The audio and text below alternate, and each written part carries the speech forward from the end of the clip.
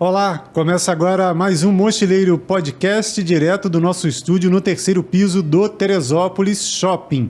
O tema hoje é mulheres na montanha, preconceito, assédio, superação e, logicamente, conquistas realizadas por elas. Para conversar comigo, Carolina Oliveira, a Carol, que é turismóloga, servidora da Secretaria Municipal de Turismo e, logicamente, montanhista. Carol, seja bem-vinda aqui ao Mochileiro. Bom, Carolina, você começou na montanha aqui em Teresópolis, você é carioca, veio para cá. Isso. E aqui que você começou a se interessar por montanhismo, escalada. É isso mesmo, eu vim para cá na verdade bem pequena, né? Adolescente, voltei para o Rio, mas sempre fiquei mais aqui em Teresópolis do que no Rio. E o meu pai, ele gostava às vezes de entrar em algumas aventuras com um amigo dele, que é o Chico também, que ele é montanhista e fotógrafo de natureza, e o Chico sempre convidava o meu pai para essas aventuras, e ele levava a gente. Então, assim, a primeira montanhazinha que eu fiz foi a Serra dos Cavalos. Eu devia ter uns 9, 10 anos, assim. E aí depois ele levou a gente para o Sino, que na época foi uma aventura do caramba, porque a gente, né, com 10 anos de idade, não vou entregar a idade, mas 30 anos atrás era tudo bem diferente. E aí de vez em quando eu acompanhava ele nessas empreitadas. E ficou aí. Aliás, só uma observação sobre o seu pai, né? Eu conheço muito pouco a história do seu pai, mas eu sei que ele era mergulhador também, ou seja, a aventura estava na veia. Ele era mergulhador, exatamente. Mergulhador de água profunda. Então, ele era mar e era serra. E, aliás, passou para a família, né? Esse gosto aí por aventura. Passou. Meu irmão é mergulhador também é. Só que eu sou mais da montanha e meu irmão ficou pelo mar. Bom, agora, para a questão de mulheres na montanha, para muita gente que não entende a importância de falar sobre isso e acha até, diante do que a gente vê, por exemplo, nas redes sociais hoje, que é só uma discussão, só para você ter uma ideia, o Dedo de Deus foi conquistado em 8 de abril de 1912 por homens, Teixeira, Cássio, Américo, e a primeira mulher a pisar no Dedo de Deus, isso só ocorreu em 1933, que foi a Luísa Caracciolo, do CEB. Ou seja, olha só a distância, o tempo que levou para uma mulher pisar no Dedo de Deus depois que ele foi conquistado por homens.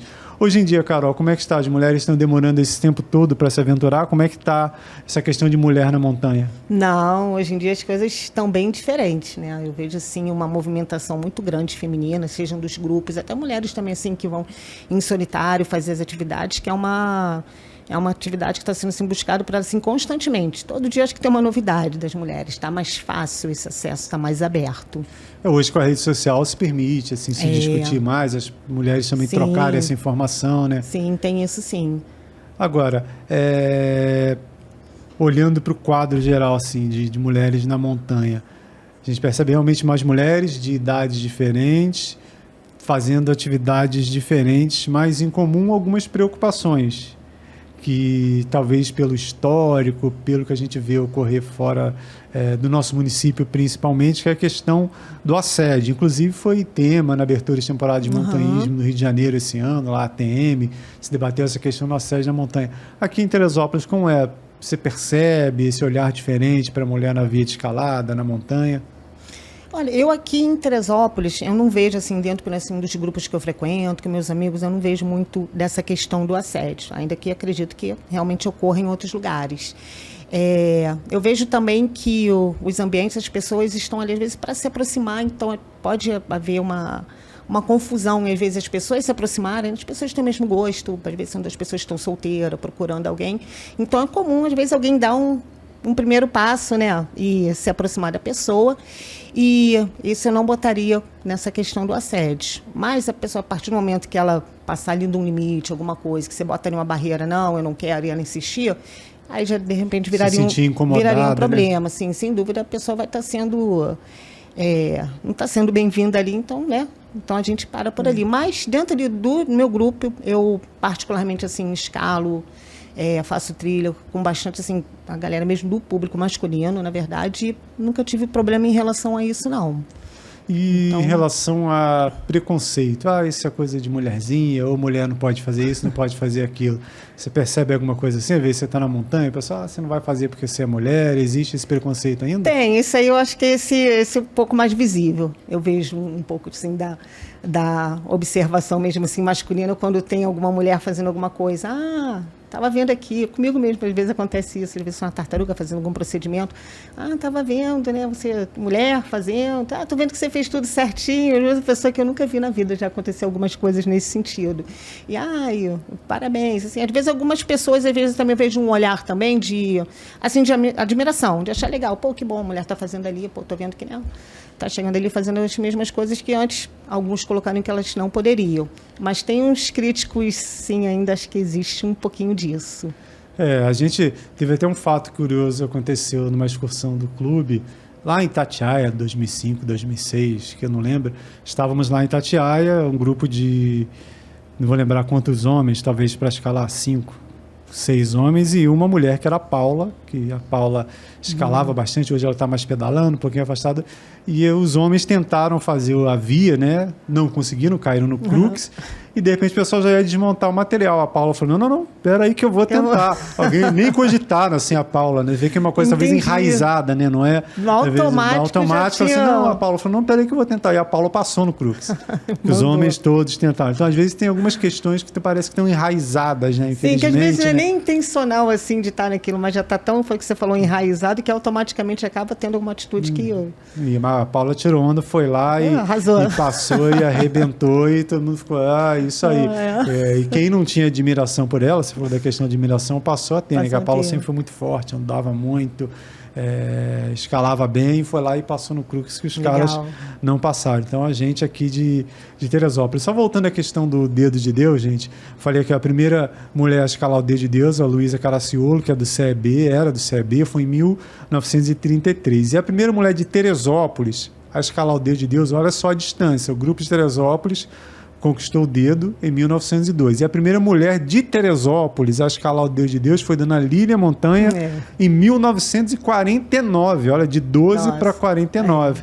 E Dona Lília, você já conheceu Dona Lília, é uma pessoa sensacional, né? Maravilhosa. Ela costuma dizer, o nome dela é Lília do Nascimento Montanha. Ou seja, a mulher que nasceu para as montanhas. Nasceu com o nome, nasceu com o nome. Montanha não é apelido, é o sobrenome dela. Então, Lília do Nascimento Montanha. A mulher que nasceu para as montanhas. Nasceu mesmo, né? E foi uma distância grande. Agora é bom a gente saber que hoje as mulheres não esperam esse tempo todo para realizar tantas atividades e se provar e mostrar que pode superar e tudo mais. E aqui em Terê, você já está nesse meio, eu lembro que você fez curso de escalada no 7, 2009, 2008? 2009, mas você já fazia essas atividades em família antes e de 2009 para cá de forma mais intensa, né? Porque para quem não conhece, quando se faz só caminhada, você tem um limite, você vai em montanhas que se caminha somente com a sua botinha, mochila nas costas. Quando você começa a escalar, você amplia o seu campo de locais a serem visitados. E depois do curso de escalada, se ampliou, né? Justamente. Eu fiz o curso em 2009 e numa busca justamente até de superação. Eu tinha um problema assim com a altura assim muito grande e era uma coisa que eu queria fazer. Eu não sabia por onde começar e achei o clube, encontrei o clube que foi o Centro Excursionista e entrei. E aí realmente, né, da trilha quando você começa a escalar é outra coisa. A trilha ela acaba ficando uma segunda opção, né? Você quer escalar. E mudou. Eu lembro que você, né, como instrutor lá, quando a gente foi no Dedo de Deus, você falou assim, olha, depois você subir a montanha, porque a gente vai fazendo curso nas coisinhas mais baixas e tal, e quando vai para uma montanha de verdade, como é o dedo, e eu lembro que você falou uma frase que eu levo até hoje, que eu passo para os outros também, que você falou assim, depois que você subir a montanha, você nunca mais vai ver ela do mesmo jeito.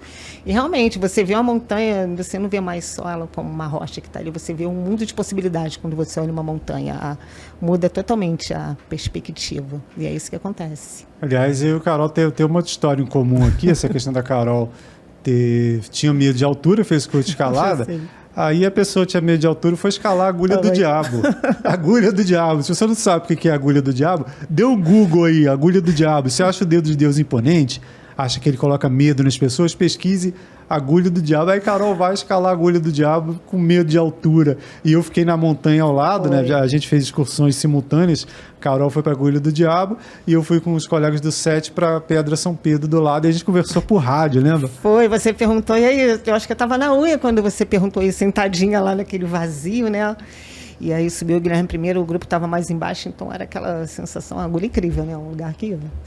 E aí você pergunta aí, se o medo de altura passou? Até hoje eu não sei o que eu respondi, se passou, se não passou. Sei que foi incrível. Mas acredito que tenha sido uma mudança de chave nessa agulha do diabo. Muda, né? Completamente, com certeza, mudou. Eu ainda tenho um pouco medo de altura, mas é uma coisa totalmente controlada, até porque eu acho que medo é bom você ter que saber que se você der mole, você vai cair, né? Assim, o medo ele é um freio importante, Sim. né? Para você poder saber, aqui eu tenho que ter cuidado e te botar um limite, né? Mas mudou completamente. Com certeza, tem um limite. Se você ficar sem freio, aí tem que ter medo. Aí vai chegar lá embaixo mais rápido. Carol, você, né, aí eu estava falando, você começou mais intensamente em 2009, depois de curso de escalada, passou pelo SET, passou na diretoria do clube. Ou seja, você passou a viver mais esse meio montanhístico de lá para cá. E nesse período aí você percebeu o aumento do número de praticantes de escalada, de caminhada aqui na cidade? Aumentou. Deu um boom, assim, nesses primeiros anos, assim, de clube, 2009, 2010, 2011, não tanto, mas chegou um momento que esse crescimento ele foi acontecendo e, na época, então, de pandemia, então, ele explodiu, vamos dizer assim, mas foi um crescimento constante, sem dúvida, né, assim, um pouquinho devagar no começo, depois mais ou menos, e do final para cá, até onde a gente está, assim, está até meio descontrolado em relação até de você conseguir controlar a unidade de conservação, o uso correto das coisas. Então, é um crescimento assim, expansivo que a gente tem vivenciado cada dia que passa. Hoje, com essa questão da rede social, né, muita gente acabou indo para a montanha sem ser montanhista. A gente espera que eles virem montanhistas depois.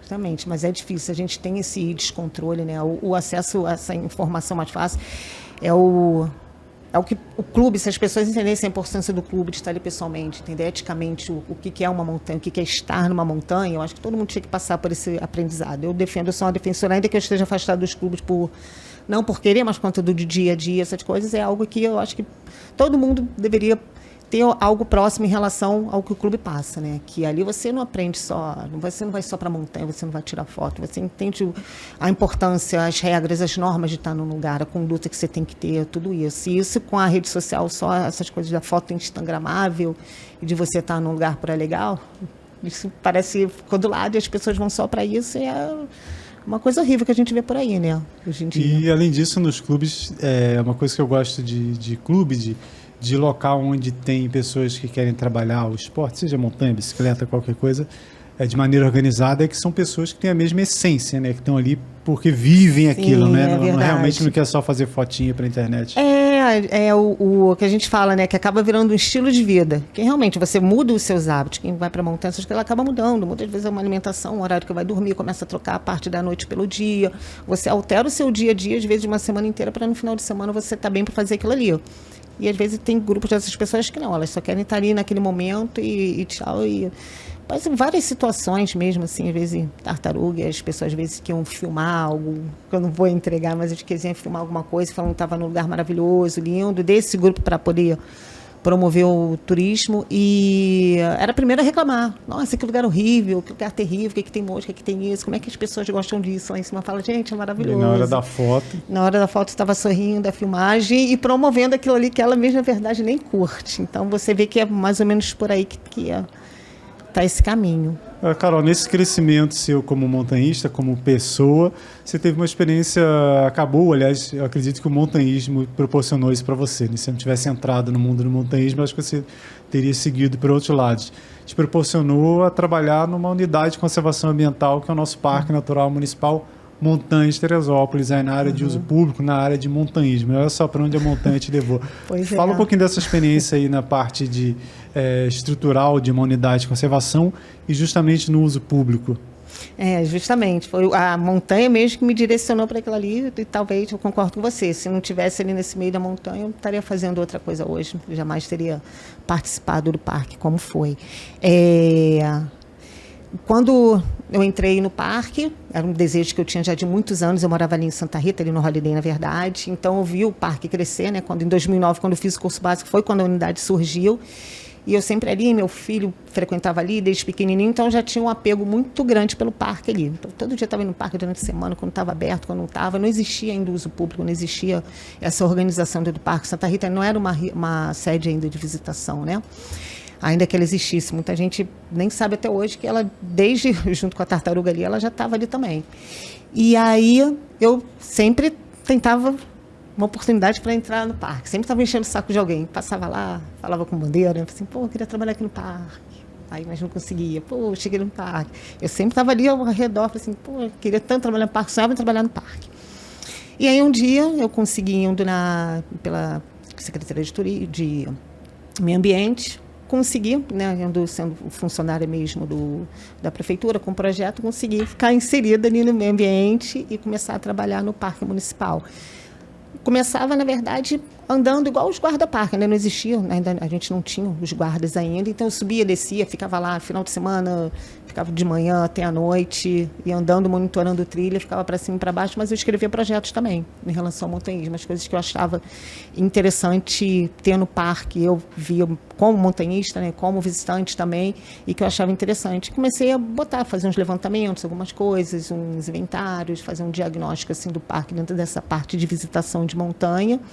E um dia o secretário falou comigo, falou assim, eu acho que você deve, mostrando para ele, né, o que tinha feito, que deve ter um setor para você, de montanhismo. Então, esse foi o primeiro passo. Então, a gente criou ali internamente o setor de montanhismo, que eu fiquei à frente, e aí ele começou as realizações ali. Então, a gente começou a trabalhar a parte de sinalização, deu uma melhorada, trocou aquelas placas antigas que tinham, que eram muito grandes, de gasto, esteticamente também a gente colocou os totens, foi reformulando os termos de visitante, e aí a gente fez o Campo Escola, que foi, para mim, um dos maiores ganhos que tem ali na Pedra Tartaruga, foi que você participou também, né? O SET participou, a Opinião, a gente trabalhou isso tudo conjunto, que eu acho que o montanhismo também tem essa questão da gente não pode... Cada um tem sua visão, na verdade, em tudo na vida, né? De subjetivo, e a gente tem que escutar também os colegas que às vezes estão vendo uma coisa mais interessante, uma coisa que você não está vendo, e a construção do montanhismo também tem que ser feita ali com todo mundo. Então, o SET participou,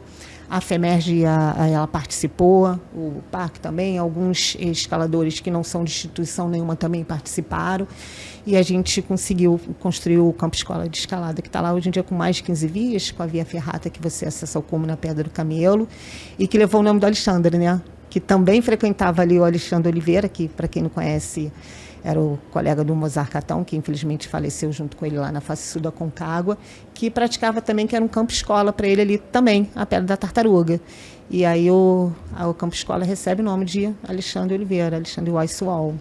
Agora, para a galera de fora, eu lembro que foi bem legal assim, ver uma mulher à frente tocando essas questões do montanhismo, né? A gente até então tinha somente homens gestores nesse setor aqui, que aliás, que infelizmente, apesar de 3 parques e tudo mais, sempre foi deixado um pouquinho de lado. Então, você pegar e ter um setor específico de montanhismo num parque que era ainda tão novo, né? Aliás, é tão novo ainda, né? Se a gente olhar a história do Três Picos, a história do Parnaso, principalmente, o municipal ainda é um bebezinho. Então, ter uma mulher à frente foi bem legal, né? E o parque tem outras mulheres, não só montanhas, mas os outros em outros setores, né? Mas uma mulher de montanha, cuidando da montanha, que a gente lembra, assim, foi a primeira, né? Bem legal, né, Carol? Essa experiência nesse sentido também, né? Sim, foi.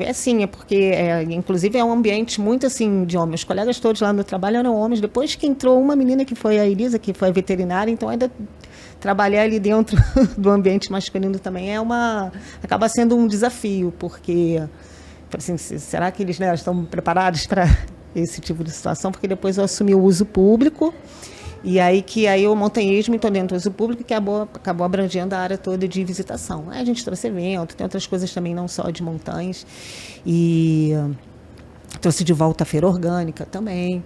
E aí foi um trabalho, mas meus colegas também, graças a Deus, a gente se dava bem, e eles foram, na verdade, uma super mão na roda lá, e estava todo mundo junto.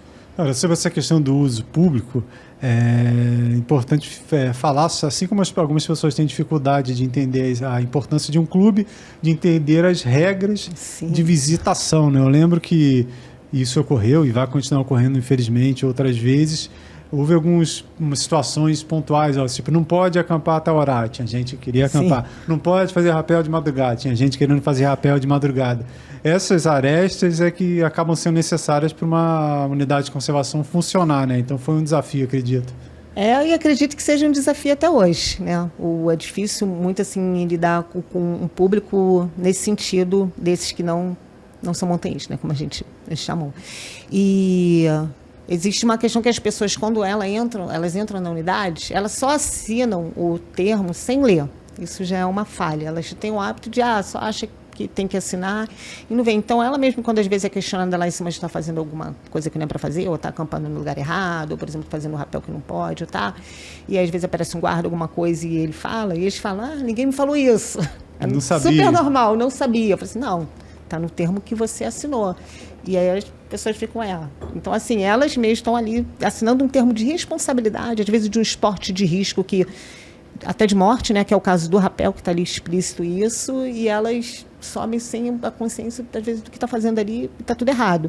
Então, é complicado e muitas delas, às vezes, quer debater com você, estando no erro, sabendo que não é daquele jeito. Então, assim, é um desafio que eu acho que, na verdade, difícil de controlar e acho que ele vai continuar. Infelizmente, algumas pessoas acham que a montanha é o quintal de casa. Aliás, eu tenho pena de uma casa dessa tão desorganizada, né? Às vezes a pessoa que acha que pode fazer qualquer coisa, de qualquer jeito, de qualquer horário. Esses dias aí eu fui lá na Cachoeira dos Frades, com a minha família e tal. Rapaz, tinha uma pessoa, uma família, um grupo, não sei, não soube identificar, com uma caixa de som enorme na Cachoeira dos Frades. Não dá. Pra você ter uma ideia, Carol, o volume da caixa de som era tão alto que superava o da Cachoeira dos Frades com o seu maior volume. Não dá. E achando normal a pessoa se levar um som e todo mundo que está no entorno tem que escutar aquele som que você quer escutar. Isso quando não são vários, né? Quando são vários disputando. Então, onde há regras é preciso respeitá-las. E se você não concorda com as regras, procure o parque e vamos discuti-las para que a gente possa melhorar, né? Então, realmente, o uso público realmente vai ser um desafio aí, independente de quem esteja à frente. Carol, você passou lá no turismo, no meio ambiente, o uso público do parque, e depois você foi para a Secretaria de Turismo, mas mesmo na Secretaria de Turismo você vem fazendo um trabalho também relacionado ao montanhismo, procurando formação e informação para melhorar não só o seu currículo, mas trazer também aqui para a cidade.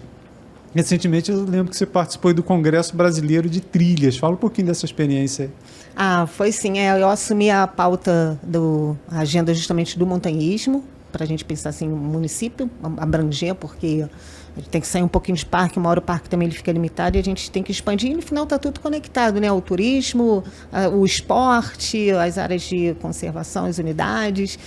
E a gente busca sempre quando tem alguma atividade como o Congresso está presente. E o Congresso foi assim, maravilhoso, assim, porque você tinha várias cúpulas com acho que mais de 60 atividades de palestra, envolvendo o cicloturismo, montanhismo e a parte de turismo, conservação, inclusive assim, de pessoas de fora, né, estrangeiras também que vieram palestrar outras experiências.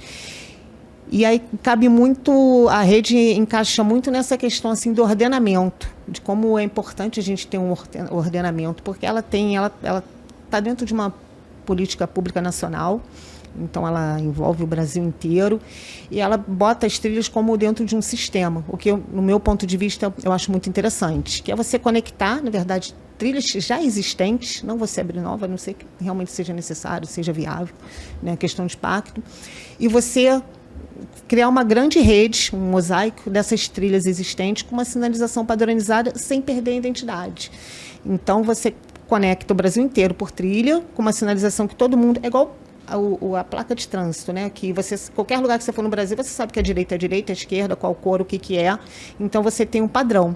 Mas cada trilha tem a sua sinalização, né? Então, por exemplo, a gente tem agora o projeto no municipal, que é o Caminho das Montanhas, é a setinha amarela com a pegada, que é o símbolo da rede brasileira, mas o símbolozinho dele é o símbolo do Montanha de Teresópolis, assim, é no Serra dos Órgãos, assim, é nos Veadeiros e outros, todos que estejam inseridos na rede.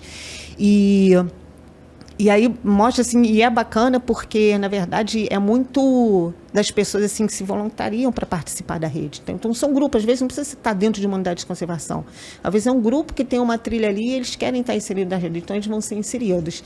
Então, você amplia, assim, que você pega parâmetros, às vezes, internacionais que funcionam muito bem para colocar aqui. E para a gente é muito bom a gente ter uma sinalização, saber que é uma trilha circular, saber que ela pode ir de bicicleta, que ela não pode, ou qual o sentido melhor para ir, qual que é para voltar. Então, o Congresso, ainda que seja da rede, ele também não falou só da rede Citra, assim, muita gente bacana, assim, falando de experiência automontanha, experiência de trilha, experiência de navegação, que tem a ver com o montanhismo em si, as trilhas em si, a natureza em si. E foi ótimo, assim, pra gente, a gente agrega muito, né? Então a gente traz, volta com um monte de ideia para cá, pra gente poder, vamos aplicar isso, se é possível, aquilo e a gente melhorar.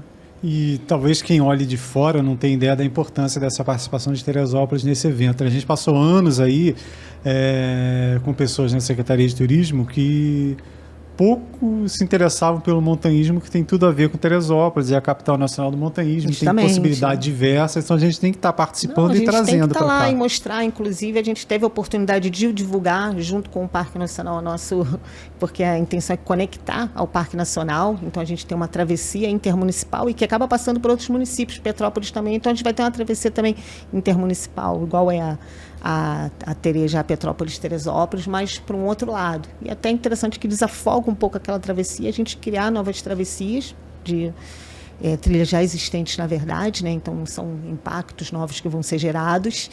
E olha que legal, a gente poder conectar uma unidade municipal dentro de uma nacional, ainda mais de grande, né, porte, assim, que tem o Parque Nacional, que é bem conhecido, bem relevante. E o quanto que isso é bom para Teresópolis. Então, às vezes, né, o Congresso, o quanto que às vezes você está presente no Congresso te traz uma ideia que parece que é boba, mas não é, né? Tipo, a gente pode falar, estamos na rede, vamos inserir ali a trilha. O quanto que isso vai trazer para a gente benefício na parte de turismo, quantos vão envolver ali no entorno, em quanto que vai trazer de melhoria, quanto que aquilo vai proteger, já que está numa política, quantas vezes consegue de recurso. Então, no final das contas, se a gente for ver que tem um leque gigantesco de possibilidades. Olha, sobre a Secretaria de Turismo ainda, o fato a ser observado é que a responsável é uma mulher também, que é a Beth Masi, a secretária, né? É verdade. Estamos falando da importância das mulheres na montanha. A gente tem hoje uma secretária de turismo, que é a Beth, que é grande conhecedora do tema e empolgadíssima com o turismo, o que é importante para a cidade e para a gente, né? Ela é. Bom, ainda voltando aqui para vocês de casa entenderem como às vezes as mulheres demoram para chegar a alguns locais, ou demoraram, né? Hoje não é mais assim. Falei do dedo de Deus, do tempo que demorou para uma mulher pisar no cume do dedo. E falando agora do teto do mundo, o Everest, que é a montanha mais alta do mundo. Aliás, o primeiro brasileiro a pisar no teto do mundo foi um teresopolitano, Mozart Catão, em 1995, junto com Valdemar Niklevics. E a primeira mulher a pisar no Everest, brasileira, foi a Anelisa Boscarioli em 2006, né, 95 para 2006. E depois outras mulheres foram abrindo caminho, como a Karina Oliane, a Arieta Duarte, lá no teto do mundo. Aliás, é uma experiência, eu acho que todo montanhista tem vontade, mas realmente é uma régua lá em cima, o Everest, por diversos fatores. Você tem alguns nomes aqui que se destacam. Você tem alguma mulher que te inspire, que você fala, que legal, essa eu gostaria de fazer? Tem alguém que inspire a Carol montanhista? Na verdade, eu tenho vários. Vários, inclusive, que às vezes eu não sei nem o nome. Às vezes está na rede social, de estar acompanhando ali as páginas de escaladas. Tem a Roberta Nunes, né? Tem a Steph Davis, tem a Lynn Hill, assim, eu acho que do mundo inteiro. A gente tem várias. A Areta, uma mulher incrível, né? Até para a história dela toda, assim, de superação, de estar ali. Então, assim, eu admiro, assim, tem uma gama imensa, assim, mulherada, assim, não vou botar um nome, são várias. Às vezes eu tô ali na internet e vejo, caraca, que mulherão lá escalando. Fernanda Maciel, que é triatleta, fez a travessia, bateu um recorde na travessia aqui, fez a travessia e Dedo de Deus no mesmo dia. Tem muita mulher fazendo coisas sensacionais. Uma você é injusta, né? porque acho que não tem nenhuma aqui, cada uma com uma característica, uma superação diferente ali, então são várias. Bom, cara, outro tema que às vezes é um tabu ainda para as mulheres é em relação a viajar. Muita mulher deixa de fazer as coisas, às vezes, não vou escalar fora, não vou fazer um mochilão, não vou conhecer um parque fora porque eu não tenho companhia, então eu não vou. Mas a gente tem hoje aí no Brasil, no mundo, mulheres fazendo viagens sensacionais sozinhas, sem esperar a companhia de ninguém, principalmente de homem, não precisa de homem para nada. E você fez uma viagem recente, meteu a cara e foi, você não foi sozinha, mas foi com o homem da sua vida, que é o Matheus, que é o seu filho. Você foi para Bolívia. Fala dessa viagem, pegar você e o seu filho Matheus, que é adolescente, e meter o pé para Bolívia. Foi uma loucuragem, né? Que a gente foi, na verdade, a intenção... Eu tinha muita vontade de fazer o mochilão sozinho. Já há anos que eu tinha essa ideia, inclusive, né, às vezes conversava com você, às vezes com o Guilherme, já peguei várias dicas, né, da Bolívia e tudo mais com o mochilão que vocês fizeram. E aquela coisa, né? Filho pequeno e trabalho, você vai jogando, vou jogando. E foi quase que do nada. Eu falei assim, não, se eu não vou. Meu filho já fez 15 anos agora. Eu falei assim, não, se eu não vou deixar, porque senão a gente... E foi meio que do nada mesmo. E a intenção era ir sozinha. Queria fazer um Ana Potosí, alguma montanha mesmo assim, de uma alta montanha. E aí fiquei naquela e falei, não, pô, acho que eu vou fazer com meu filho. Acho que vai ser muito mais legal, com a idade que ele está, do jeito que está, ele junto comigo. Vou levar ele junto comigo. E aí eu mudei tudo, do nada. Foi tudo meio que do nada mesmo. E aí a gente foi. E foi assim, uma verdadeira aventura, porque tudo que a gente planejou não foi nada daquilo. Chegou lá, tive que modificar. E muda tudo. A regra eu acho que é, tipo assim, cada acho que mochilão sai de um jeito. A gente acha que planeja de um jeito e pega a dica, mas o seu, no final das contas, acaba sendo o único ali, porque você vai mudando o tempo todo, vai adaptando as coisas ali, por várias circunstâncias, seja de tempo, seja de desistência de algumas coisas, e foi assim que a gente fez. Então a gente, do começo, já foi perrengue, já bem mochilão. Meu filho foi empolgando, eu falei, minha filha, mochilão é perrengue, já Bolívia, então a gente já foi logo no lugar certinho. E qual região vocês foram? Você foi para São Paulo e pegou o avião para Bolívia? Que região você foi? Perrengue já começou aí, a gente pegou... mochilão a gente vai economizando, né? Então o voo mais barato, que eu preferi ir de avião com ele, a gente pegou um voo de volta, para incorporar, por causa de mesmo de tempo. E aí a gente teve que ir para São Paulo, então a gente pegou um ônibus aqui, porque o voo era um horário terrível, então a gente pegou um ônibus aqui à noite, no finalzinho do dia, chegou lá à noite em São Paulo, foi para Guarulhos, dormiu no aeroporto, lá no banco mesmo, de manhã aquela movimentação, a gente largado no banco e pegamos o voo. E a gente foi para Santa Cruz, pela Serra. E aí a ideia era que lá a gente fizesse uns roteiros por ali, algumas coisas que eu vi que tinha interessante, um Parque das Dunas, uns outros lugares perto, mas a gente já chegou numa chuva do caramba, estava chovendo muito. Então a gente pegou dias de chuva e dali a ideia era a gente ir pro Sarrama, National Park, que fica 700, 800 quilômetros de distância, aproximadamente, não lembro certo. E aí a gente falou assim, Matheus, vamos embora então encurtar o dia aqui que está chovendo, e vi que a previsão do tempo não era legal, e é um lugar bem mais alto, e vamos direto para o Sarrama. E a gente arrumou nossas coisinhas e fomos. E aí começou a aventura para valer, né? Quando a gente chegou na rodoviária, primeiro que a gente chegou já no aeroporto, já foi um problema, porque eu achei que alguém ia falar inglês, ninguém falava inglês em lugar nenhum, nem no aeroporto. E o espanhol... Engana-se quem nem português que vai entender alguma coisa. É fácil, não se fala rápido. Não tem como. Não tem. E meu filho metido a sabichão adolescente, eu vou entender tudo. E nenhum dos dois entendia nada. Era uma luta para a gente se comunicar. Ainda bem que a gente tem um Google hoje em dia, porque por vários momentos, quanto mais a gente entrava assim, às vezes, para um lugar mais de interior, como assim, digamos, né? Foi no Sarrama. Eu tinha que botar o Google Tradutor e a gente ia se comunicando grande assim. companheiro do viajante maravilhoso. É o Google Tradutor. Antigamente era, né, o guiazinho de mão. Eu falo com o pessoal que às vezes a gente aprende o básico assim, para dar aquela saída do momento de crise. Quando eu passei na França, por exemplo, ano passado, logicamente eu não sei falar francês, e é uma língua, não é uma língua tão óbvia como outras. Eu aprendi uma frase em francês, que é o que eu dizia, que eu não sei falar francês, que eu sou brasileiro, eu estou viajando de bicicleta. Então, para a pessoa já dar aquela... Opa, peraí, então como é que eu vou me comunicar com você aqui? Aí depois, se não souber, você pega o Google Tradutor, mostra o celular. É uma boa tática. E a pessoa vai lá, você vai entendendo e se comunica. Já evita, já chega com a solução para resolver o problema, de imediato. Aí depois você vai vendo. Aí você chegou na Bolívia, primeiro esse conflito da língua, né? Agora, eu imagino, cara, realmente o Matheus, a primeira experiência dele de uma viagem desse porte aí, dá de cara com uma cultura totalmente diferente, né? Porque a cultura boliviana é totalmente diferente da nossa. Então, chegar a dar de cara com aquilo ali. Imagina para você como mãe, lógico que para ele é uma coisa marcante, né? Sei lá, quando ele tiver 20, 30, 40 anos, vai lembrar da viagem que ele fez com a mãe dele. Mas você como mãe olhando para o Matheus lá, tentando falar o espanhol lá e não entendendo, imagina, deve ter sido uma experiência bem legal também. Eu ficava preocupada na verdade também, né? Porque... o meu filho, assim, ele é muito clarinho, muito branquinho, assim, cabeluzinho. Os bolivianos, eles têm umas características muito fortes do povo deles locais. Então, assim, o Matheus, as pessoas ficavam olhando muito para ele. Muitas vezes, alguns assim, iam atrás, umas coisas assim, teve mais. Quando a gente chegou no Sarrama, umas chulas ficaram cercando ele e apontavam para ele. Ele estava tipo igual um bichinhozinho. E aquilo eu ficava, ai meu Deus, aquilo me deixava preocupada, né? Assim, porque a gente também, quando vai para um país, a Bolívia é um país muito pobre, a verdade é essa, né?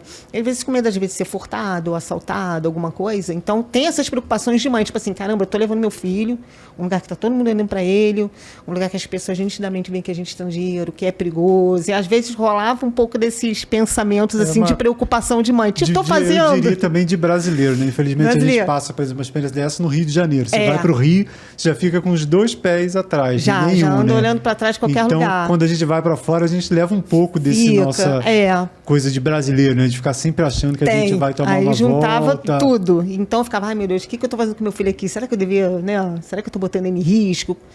Sempre surgiam esses pensamentos, acho que típico de mãe mesmo. Mas deu tudo certo, assim, graças a Deus. E aí a gente, no primeiro dia, quando a gente foi em direção ao Oruro, a gente estava muito longe, estava em Santa Cruz, que é lá uma altitude baixíssima, e a gente foi para Oruro direto numa viagem de ônibus, que é essa onde está o parque, que vai para 3.800 de altitude. Então, isso foi assim, para ele já chegou passando muito mal na cidade. Ele já saiu do ônibus vomitando, já ficou com dor de cabeça. A gente chegou a comprar umas pílulazinhas que vende, dei para ele, eu estava bem. Então teve aquela coisa ainda de chegar lá e ele passando mal para caramba, e toma chá de coca e faz aquilo, e espera. E aí a gente, não satisfeito, a gente perdeu a van, porque a gente não conseguia se comunicar, porque não falaram que era um ponto, e eu tentando explicar, e era um lugar que era longe pra caramba da rodoviária, e só tem esse transporte para ir para a região do Sarrama, que é 3-4 horas de distância ainda de Oruro, né? Então a gente teve que esperar 4 horas, e aí começaram a cercar o Matheus, e uma pessoa falou pra gente que era perigoso estar ali, e que a gente não podia ficar ali, que podia ser assaltado, que isso é um próprio boliviano mesmo, e aí a gente deixou aquilo receoso. Aí a gente pegou um taxizinho, foi para um aeroporto que tem local e ficou lá esperando da hora. Então, teve essas situações. Inclusive, antes da gente ir, na verdade, para a gente pegar um ônibus, a gente passou por um caos total, porque existem várias companhias, né, de linhas de ônibus, umas mais confortáveis e outras nem tanto. E a gente viu quais que eram boas, que a gente queria viajar para aquelas ali, porque o preço no final não influenciava muito. E quando a gente chegou na rodoviária, todo mundo ali em Santa Cruz, né, dispara para tudo quanto é lugar ali da Bolívia, e tinha várias linhas que atendiam para onde a gente ia, mas ninguém estava atendendo nesse dia, só uma, porque estava tendo um desvio.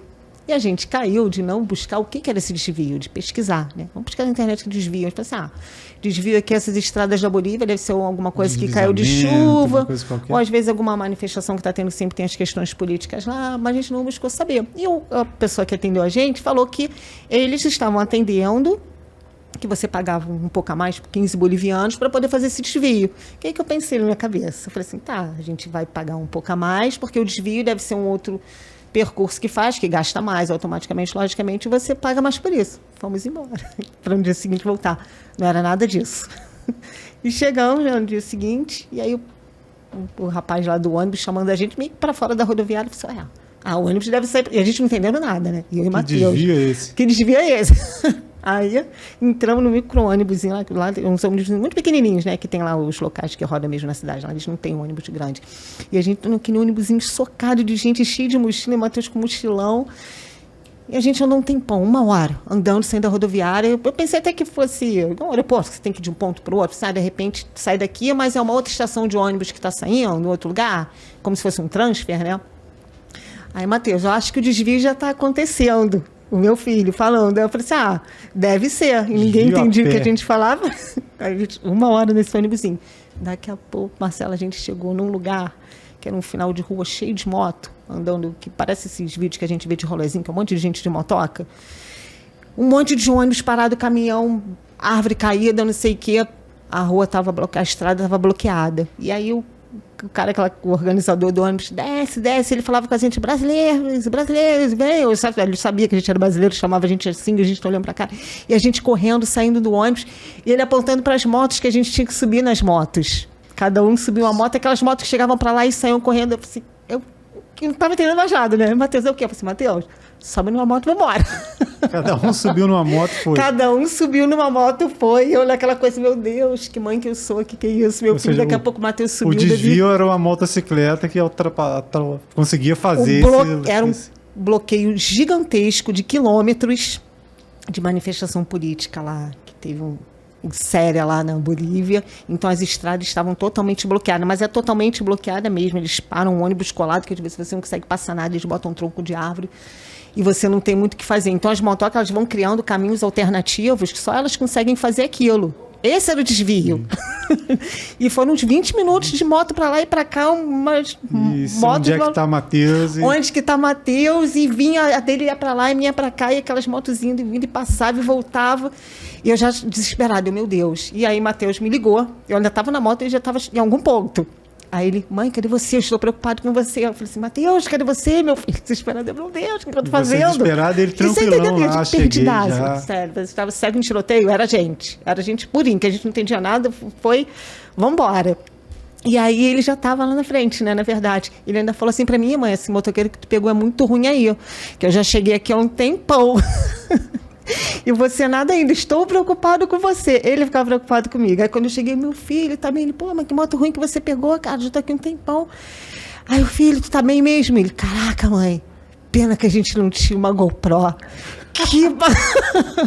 Ele, ninguém vai acreditar nisso tudo que a gente passou. Cara, eu adorei. Aí eu, cara, você não acredita. Tá bom, estamos vivos. Aí não parou aí não. Aí a gente entrou ainda num táxi, umas 7 pessoas, um táxi um em cima do outro, com mala em cima do carro, dentro da mochila, para chegar no ônibus ainda onde estava, lá no final. Aí a gente chegou. Aí que a gente começou a nossa viagem mesmo de 800 quilômetros. Para ir pro parque. Falou, e aquela estrada longa, e a gente ainda parou no meio da estrada, né? Já amanhecendo quase. E aí a Paty falou assim, banho, chamando pro banheiro. Eu falei assim, ai, que bom, deve ser uma coisinha na estrada. Não dava para ver que estava muito embaçado, muito frio. O ônibus, ele estava no andar de cima. E eu falei assim, pra gente poder ir no banheiro. Eu falei assim, filho, vamos lá no banheiro. Vamos lá que tem um banheiro, de repente tem alguma coisa pra gente tomar, um refrigerante, que lá é difícil achar açúcar, essas coisas. E aí, na hora que a gente desce, todo mundo mata. Na banheiro, bem natural. Natural. Eu falei assim, caramba, se deixa pra lá. Não, mas perrengues à parte, são essas histórias que... Não, foi incrível. Que marcam, né? Se fosse aquela viagem bonitinha de filme da Netflix... Não ia ter graça. Não ia ter graça. Depois lá deu tudo certo no final, vocês voltaram para casa com um monte de história. Mas essa precariedade no transporte aí não é uma exclusividade da Bolívia. América do Sul, né? A gente vê o caos, às vezes, que é o Rio de Janeiro aí num transporte diário, essa luta toda aí de... É verdade. Dependendo da cidade, às vezes a gente vai... O trem que tem que pegar. Às vezes a gente vai pegar aqui no interior do estado mesmo, precisa deslocar de uma cidade para outra, não tem ônibus ou demora demais. Infelizmente, o transporte público na América do Sul ainda não é tão não visto com tanta seriedade como deveria, né? Não. Infelizmente, aliás, curiosamente, quando eu estive na Bolívia em 2010, a gente passou, eu e o Guilherme Carvalho, José Guilhermo, como eles chamavam na época, José Guilhermo, a gente passou também um perrengue nesse sentido. Mesma coisa, manifestação política, na hora de começar a voltar para... Fizemos lá tudo que tinha que fazer, agora vamos começar a pegar o ônibus e o trem para voltar para casa. Saímos de La Paz para ir para Santa Cruz de la Sierra, né, justamente. No meio do caminho também tinha um problema político, eu não lembro a cidade, acho que foi Puno, não lembro a cidade que a gente teve que ficar, de lá trocar de ônibus para conseguir fazer. E não bastasse a situação, quando a gente conseguimos chegar em Santa Cruz de la Sierra, demorou muito mais do que tinha que chegar. Agora vamos pegar Santa Cruz de la Sierra para a fronteira lá, Puerto Quirraro, que é a fronteira Brasil-Bolívia, ali em Corumbá. Aí a gente tinha ido de trem da morte, né, eu e o Guilherme, e chegamos na rodoviária, veio um boliviano também querendo vender uma passagem maravilhosa de ônibus, mais barato que o trem. Aí o Guilherme falou assim, não, então vamos voltar de ônibus. Já feito, vamos voltar. Carol, quando chegou o ônibus era um ônibus daquele de filme velho, sem para-choque dianteiro. Eu lembro dessa história de sem para-choque dianteiro. E o ônibus parecia aquele motor de caminhão que assovia, quando acelera e depois assovia. Foi uma longa noite daquele ônibus. Ele parava, acho que parou em todos os povoados da Bolívia, entre Santa Cruz e Puerto Quirraro. Aí era, sei lá, 2 horas da manhã, o ônibus parou no povoado. Eu gosto muito de contar essa história, porque parece coisa de filme, assim. Imagina aquela cena de faroeste, passando aquele tufinho de capim, aquele trem velho encostado, o ônibus parou e o Guilherme saiu para ir ao banheiro. Daqui a pouco o ônibus ligou e o Guilherme não voltava. Eu falei que o Guilherme vai ficar para lá. E eu tentando avisar com os bolivianos, peraí, meu amigo tá lá. Então essas aventuras de mochilão, cara. É legal pra caramba. Eu, se eu fechar o olho, assim, memória é uma coisa muito... Valorizo muito o que a gente vive de construir memória. Às vezes eu fico lembrando dessa viagem da Bolívia, uma que eu não esqueço, esse momento aí. E eu vendo o Guilherme ficando pra lá. Eu falei, gente, sem contar outras situações nesse ônibus aí doido aí da Bolívia para voltar para casa. Então, a América do Sul realmente, aliás, é uma grande experiência, né? Para quem quiser fazer um mochilão, perrengue à parte, repetindo, perrengue faz parte. Mas o que vale é isso, né? Saber administrar, né? Eu Chegar acho aí que sem agora. perrengue não vai ter graça. Mas é onde a gente aprende, né? Chegar aí agora, como é que eu vou me portar? Mas essa do ônibus eu não caí, não. O ônibus que a gente estava ainda era mais ou menos, porque eu lembro dessa história de vocês, na época do mochileiro, e quando eu deixo pesquisada, todo mundo falando, no site do mochileiro, essas coisas falando, não compra passagem barata, compra, dá prioridade para pegar um ônibus bom, assim, assado, nessa categoria tal, pagando isso, porque senão, porque é tudo muito longe lá, né? Tudo você anda muito também, você há horas e horas e horas dentro de ônibus, então essa ainda consegui escapar, a gente até que foi num razoável. Não foi o que a gente queria, mas ainda deu para o gasto, dava para deitar, dava para dormir. E aí quando a gente chegando em Oruro, a gente ainda tinha que ir para o parque, né? Que aí foi uma outra aventura e na verdade, se eu soubesse, eu tinha programado só para ficar lá.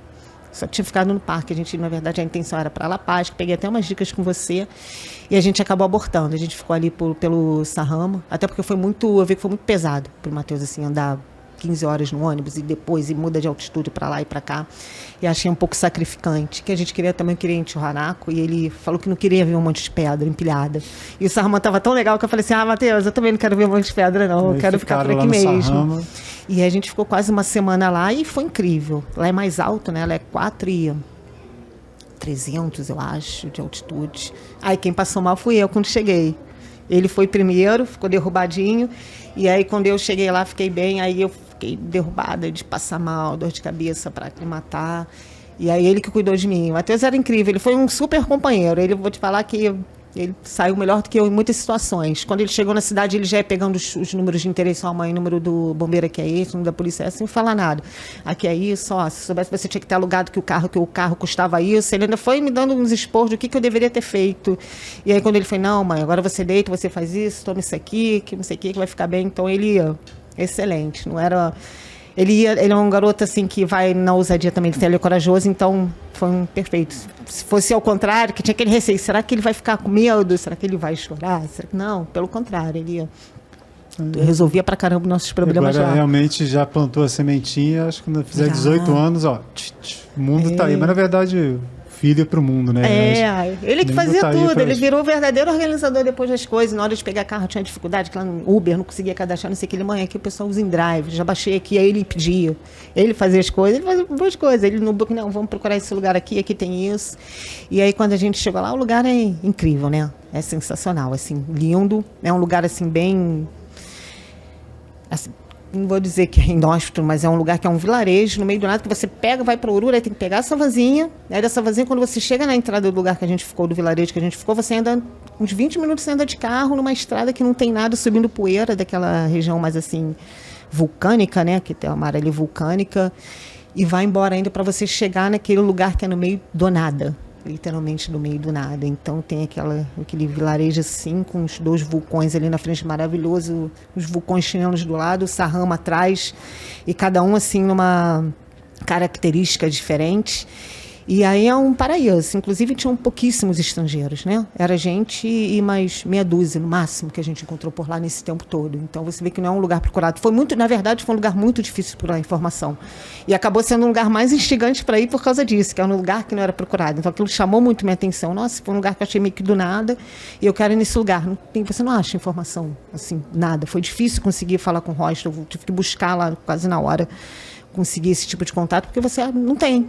E realmente o lugar não tem uma infraestrutura assim de turismo. São 3 portinhas que abre e fecha assim, e um lugarzinho que é um restaurantezinho mais local, que nem é verdade é um restaurante, é um espaço numa sala de alguém, e eles conseguem te servir alguma refeição ali. É o que tem. E uma rede, hoje em dia celular tem tudo, uma rede de sinal de celular ótima, excelente, que a gente botou um chip lá da região, que pegava super bem. E é só isso, não tem mais nada. Então você não vai conseguir tirar um dinheiro, você não vai ter um caixa eletrônico, você não vai ter um supermercado, você não vai ter um carro para te levar, o carro que te leva é de quem está ali. E é isso que tem. Para quem está procurando luxo, estiver procurando conforto, não é o lugar que você vai encontrar isso. É um hostelzinho, olhe lá, e é isso que tem. A gente, eu confesso que o inóspito hoje me atrai, né? Não, também alguns anos atrás eu ficaria com receio, mas hoje esses locais menos procurados é que acabam me atraindo. Maravilhoso. A gente andou bastante. A gente andava com muita dificuldade, porque apesar de ser plano, a altitude te deixa extremamente cansado. Então a gente andava 10 quilômetros parecia que tinha andado 50, mas era muito plano. E a gente andou, o primeiro dia foi até umas águas termais, acho que uns 12 quilômetros andando.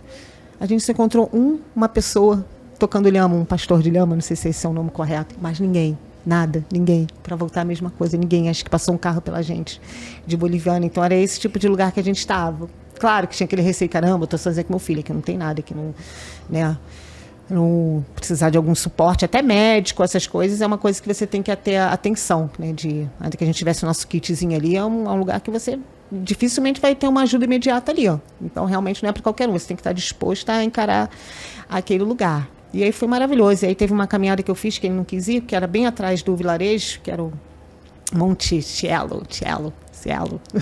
2 quilômetros assim, de subida que parecia 4, não lembro, que parecia que era 20, porque era extremamente íngreme, de pedra solta.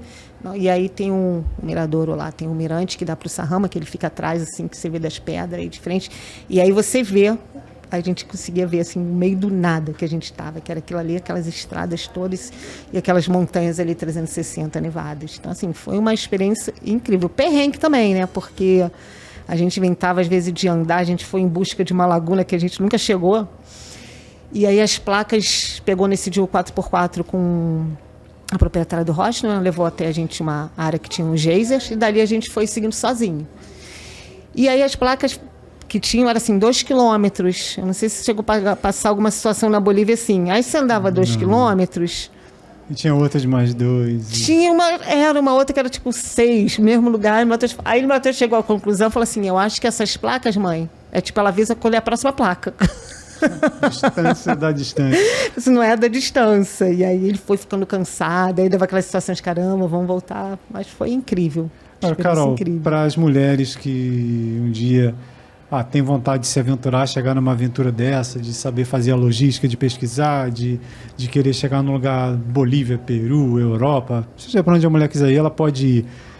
Mas ainda não tem experiência, é importante começar a fazer aqui na região, né? E com esse olhar aí para a mulher que quer se aventurar, você vem fazendo um trabalho também de guiamento específico para mulheres, né? Aqui de Teresópolis ou de fora da cidade, né?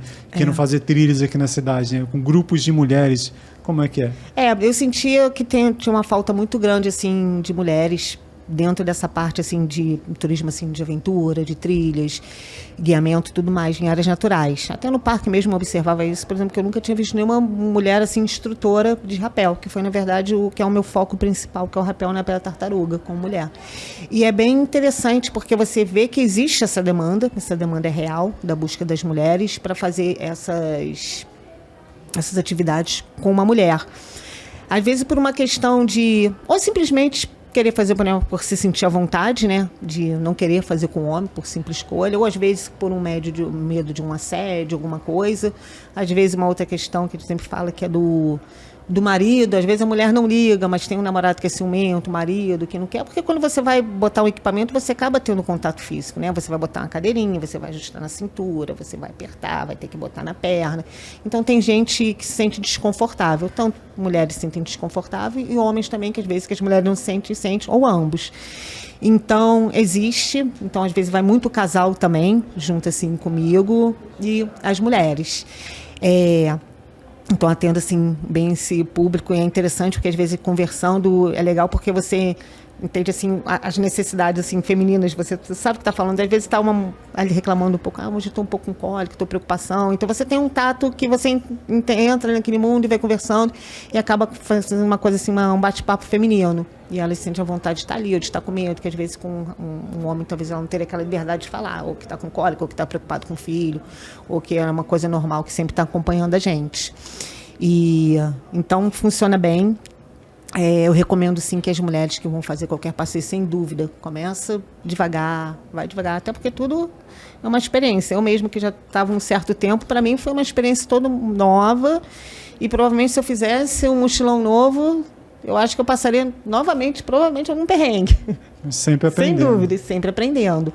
Mas a gente se tratando de outros países, do mesmo jeito que a gente vai para uma unidade de conservação que tem que ler as normas, a gente tem que ter atenção ao país que a gente está, os costumes, os hábitos, onde você vai estar, se é perigoso, se não é.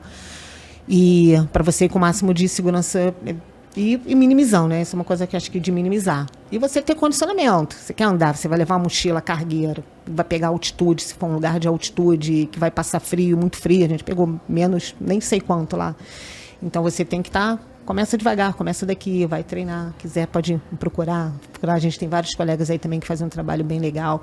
A gente tem o Parque Nacional, que é um super lugar de treinamento com trilhas extensas, travessia. Na verdade, de Teresópolis todo é um campo escola, né? O ponto inicial realmente é esse. Começa de casa. Bom, Carol, para a gente finalizar, que recado você deixaria aí, não só para a mulher, mas para quem ainda acha que montanha, que via de escalada, que aventura não é lugar de mulher? É que eu não posso falar uma coisa mal criada, né? Mas eu vou falar uma frase mais clichê, que o lugar de mulher é onde é que ela quer estar. Todo mundo tem capacidade de estar onde quer. E aí essa questão aí desses valores, dessas concepções de não posso, a gente tem que tirar da gente. A gente pode qualquer coisa. A gente cuida de tantas outras coisas que às vezes a gente, se for botar assim um homem, às vezes talvez não conseguiria.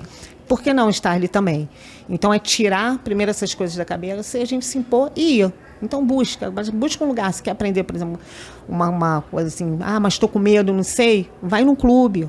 Procura indicação, procura uma amiga, alguém que já fez. Eu acho que você tem que se informar e dar o seu primeiro passo. E aí, o mundo é delas, o mundo é nosso. E para quem quiser saber mais, qual é o Instagram, qual é a rede social? O meu Instagram é Capital da Aventura. E lá tem as fotos, tem tudo, contato, mensagem, assim, qualquer informação. É só me chamar ali que eu respondo todo mundo. Valeu, Carol. Obrigadão. Obrigada a você. Bate-papo. Maravilhoso. Foi muito bom. Assim, agradeço de poder estar aqui, de poder estar falando um pouquinho desse mundo feminino. E de ter também, né, de ter lembrado que a gente está falando das lembranças do montanhismo, de você ter lembrado dessa viagem de vocês, que a gente lembra de escalada, como é que o montanhismo marca mesmo a nossa história. Que a gente tem vários flashbacks, assim, dos momentos da nossa vida. Então, brigadão. Foi ótimo. Valeu, Carol. E você, mulher, vá para a montanha, se aventure. Vá lá, o mundo é grande demais e o nosso tempo aqui é curto, né? A gente acha que sempre vai dar tempo, amanhã eu vou. Amanhã, às vezes, pode nem chegar, né? Então, vai se aventurar e construa memórias. Como eu falei aqui com alguns colegas que passaram, principalmente com o Mauro Gaspar, a gente precisa construir essas memórias para a gente, quando chegar o momento de ter que realmente parar, que uma hora não tem jeito, o corpo vai te frear com 80, com 90, com 70, cada um é cada um. A gente tem que ter boas lembranças para continuar vivo. Esse foi o Mochileiro Podcast com o tema Mulheres na Montanha. Carolina Oliveira conversou com a gente. No próximo Mochileiro, qual será o tema? Ciclismo, montanhismo, escalada, conservação ambiental? Fique acompanhando a nossa programação, que com certeza vai ser alguma coisa que tem muito a ver com a nossa Teresópolis. Até breve.